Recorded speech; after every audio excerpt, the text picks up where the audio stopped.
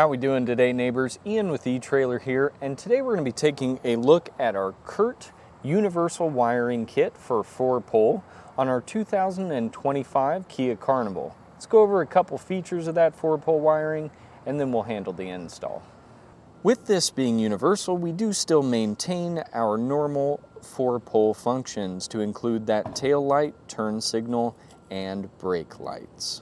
Another great function of our universal wiring here is going to be that it's got some level of protection in that control module we'll be installing. That's going to keep you safe from any type of backfeed or maybe short you've got in your accessory or trailer, keeping your OEM wiring safe. When you place your order, I would say, unless you're getting the draw tight hitch on your vehicle, which is going to come with a place to mount your 4-pole wiring, you're still going to need the bracket to hold the 4-pole end. And then if you're not getting the draw tight, and if you went with Curt or eTrailer, there is no mounting spot on it, so you want to either get a long or short bracket depending on what you prefer. Now, before we get into the install of this, I will say it's extremely involved. We're going to have quite a bit of the plastics all apart here at the tailgate of the vehicle. I'm going to try to walk you through as best as I can how we've got this wired up. It is a little complicated as far as identifying the wires, so we've gone ahead and done that for you. So just follow along and I'll walk you through the whole process. But if you happen to watch this and think to yourself, I don't want to try to tackle that, please do check out our dealer locator on the website. We'd be happy to find you a trained professional in your area that can help get this installed for you. But for all those DIYers, let's go ahead and hop into that install. Starting at the back of the vehicle here, we're going to get our rear seats out of the way. And we're going to be removing this center plastic trim. There's going to be a bolt on each side that you can either use a 10mm for or a Phillips head. Both will work.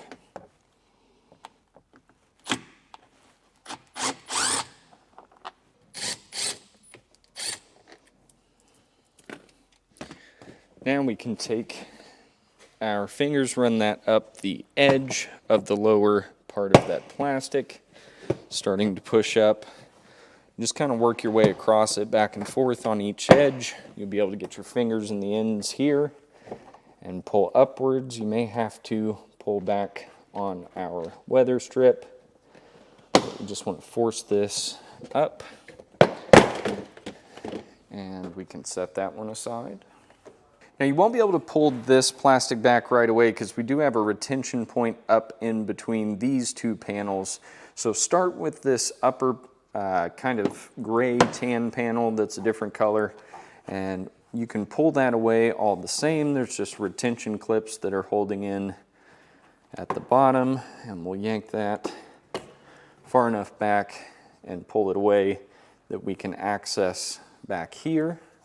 Now, one thing that may happen is you'll find these little tabs will pop out. If they do, just pull them out of the body and then they slide back into the channel.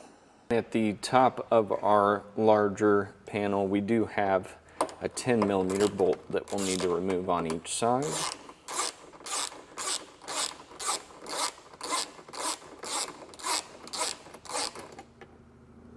And I did want to mention, we are going to be opening up both sides of the tailgate area here. So anything we do here on the driver's side, you're going to mimic on that passenger side unless otherwise noted. Once we've got that top bolt removed, we can just start to push this larger plastic panel away, working our way down. And again, you may have to pull back some of that weather stripping if need be, and we'll come all the way to the bottom.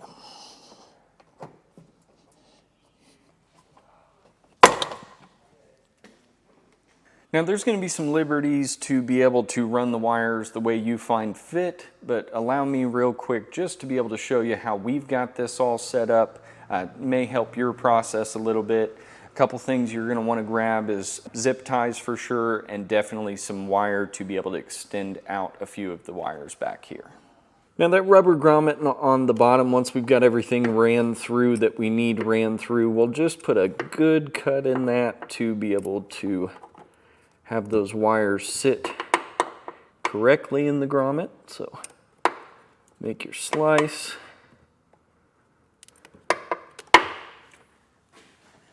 Take all your wires. Once we've got that set of wires running through the hole for that, you can come back with RTV on the bottom. You will want to go back up top too while we've got our plastics apart and fill that up as much as possible to help keep any water from getting into the cab. Going to have that control box, and we need to get that mounted first to see how much wire we need to extend off of the few that go up to the taillights on both the driver and passenger side. So for the mounting position of the box, I've got that just using a factory screw, and then right below that there's also a factory ground, so we can go ahead and remove both of those with a 10mm socket, and then you'll add on the white wire that's got the eyelet on it. Now when we hook up the ground wire, it's all just one piece. You will have to tie in the red wire just due to the way the tail lights and turn signals and stop lights are wired up higher. We're just going to be worried about the yellow and the brown wire over on this side, here on the driver's side, and then on the passenger side we need the green wire over. So I've got that to where I just snipped out the white wire, attached that into a butt connector here, and I'm going to show you how to properly do these butt connections and heat shrink those down. We haven't got that heat shrunk yet, but tied in the red wire along with that. That'll just make sure all of our grounds are in place before we even get going with any of the hookups. Now since we've dealt with the red wire, the green wire is going to be the one that goes over to that passenger side. It's super long, but again we're going to have to extend it. And the only reason I'm mentioning that is even with our brown and yellows that are going to be running over here to the driver's side, we're not quite to where we need to be able to tie into our tails and turns and that stoplight. So to identify those wires, what you'll want to do is just reach your hand back up in there. You can feel where the connector comes out of the grommet going back to our driver's side tail light. If you follow that up, it'll bring you to a harness that's just above our safety belt retention device. So the spool that's here, there's a set of wires right above that that you'll need to expose. So those wires, once exposed, you should have a black wire, a green wire with a black stripe, and then our green wire with the orange stripe. And between those three, we're going to be focusing on the green and black, which is going to our brown wire for the control module that we're putting in. The yellow is going to be getting the green and orange wire, so we'll need to cut that one and tie it into that. And then again, that red is just down there with our ground, so we don't even need to worry about doing anything besides those two green combination wires that we've got on this side. But as I had stated, we're just a little short to get up there, so we're going to have to add in just a small section of wire to extend out these wires. And you will have to do the same thing on the other side, but the process of tying it all in is going to be the same, and I'll show you how to do that over here. Now that we can make our extension for the two wires we need to on our driver's side, we'll just strip back that end. And I'm going to be using heat shrink butt connectors. It'll just help keep all of the corrosion and any moisture that may want to contaminate the system out. So you'll take that heat shrink butt connector, which is not included with the kit. You will have to order that off of the website along with your order. And we'll crimp that onto our yellow wire.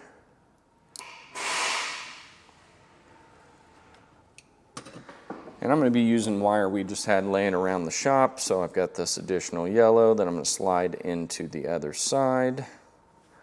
Hold that in place. Give that another good crimp here.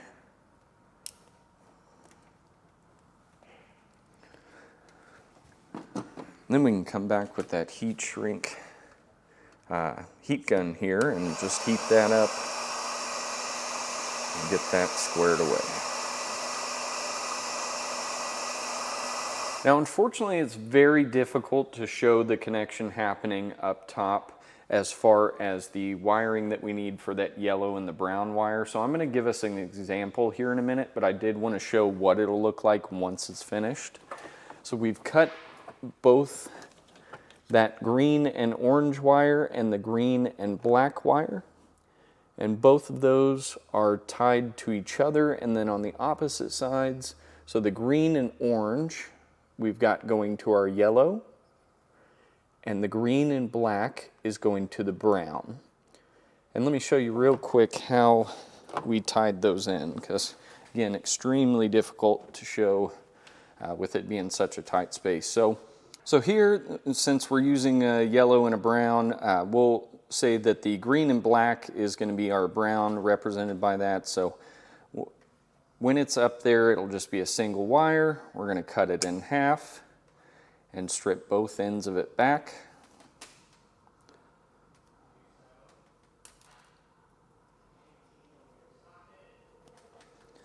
And with both ends stripped back, what I like to do is up there, you'll be able to kind of yank a little bit of extra, get them side by side like this, pinch down below, and begin your twist down at the bottom, and get both of those wires really, really well twisted together. And then that's when we can take our heat shrink butt connector, get it over the end of those wires, so that way they're still tied together as a single wire, but we just have this splice that we'll be able to use. And we'll crimp that down real good on one side. And then that's where we would take our brown wire and tie that into the green and black. You're going to do the exact same thing with your yellow wire going to the green and orange.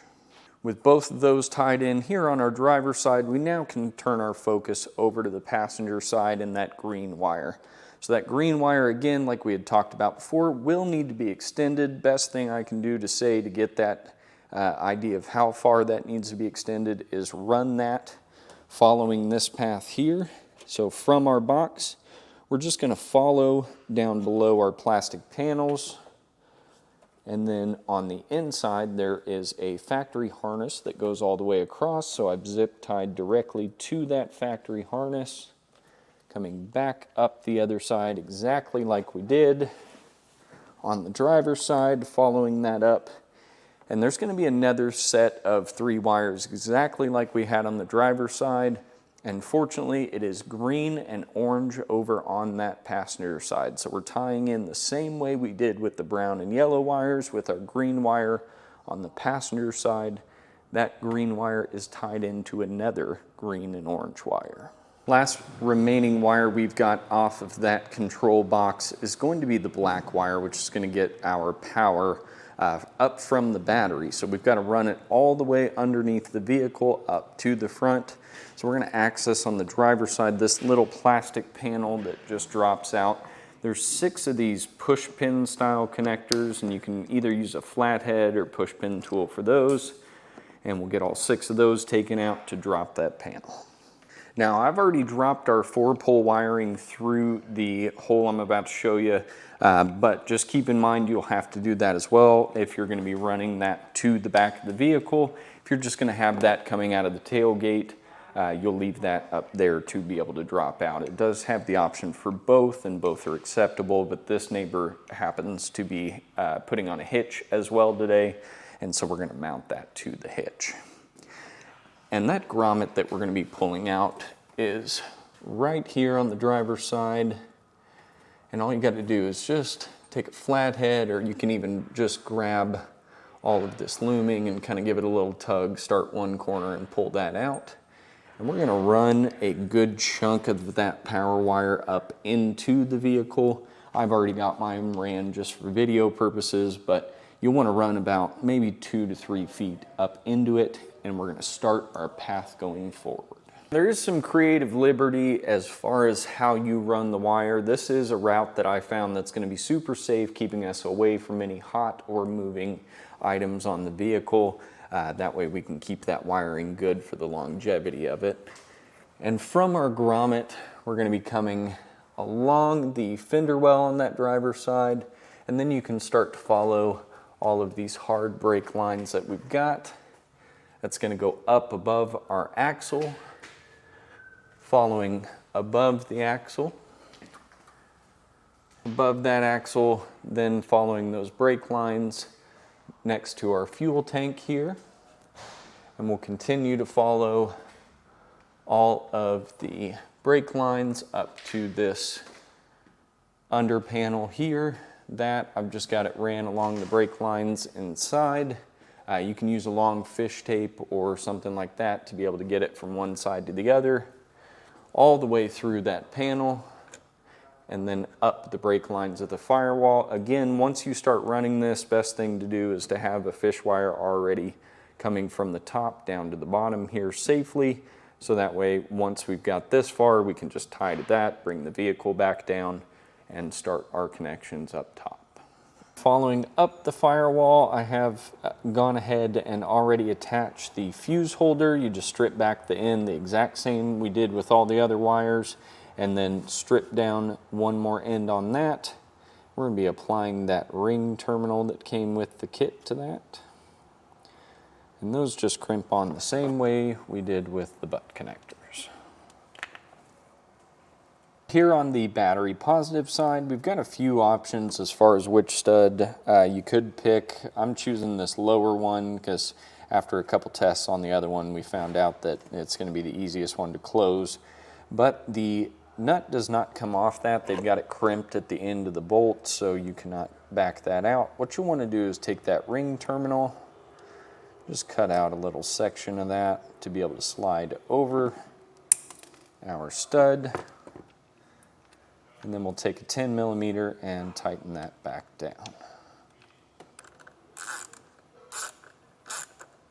Take another heat shrink butt connector, hook that power wire that we ran up to the battery to the black wire coming off of our controller there.